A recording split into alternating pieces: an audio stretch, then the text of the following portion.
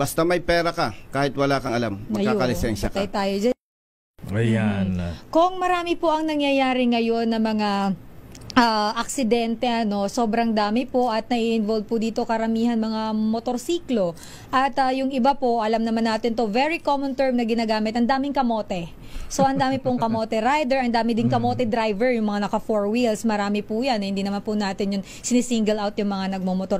Bilang kayo po ay tinataguyod ang kapakanan ng mga motorista, kaligtasan, I'm sure hindi lang po ng motorista, kundi lahat ng tao na nasa kalsada. Ano po kaya ang pwede nating magawa para po mas maging disiplinado yung mga driver, maging pong yung mga tao ay marunong sumunod sa mga batas trapiko. Kung kayo po ay bibigyan ng pagkakataon na maupo po sa Senado, ano po ang pwede nating magawa para magkaroon ng pangil, mas maging mahigpit at sumunod yung tao?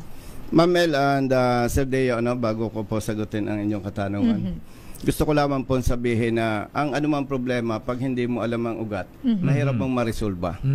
At ako po naniniwala na likas na mabuti tayong mga Pilipino. Ano po ba ang ugat nitong mga sinasabing kamote riders, undisciplined motorists? Walang benggahan, totoo lamang. Ito po ay malaking kasalanan ng mga nagdaang administrasyon sa LTO. Bakit po, Sir Deo? Bakit, sir? Bakit po? Alam ko, walang kontra sa akin. Maraming nagdaan po ang taon dekada na. Basta may pera ka, kahit wala kang alam, magkakalisensya ka. Patay tayo dyan, mga fixer. Yes po.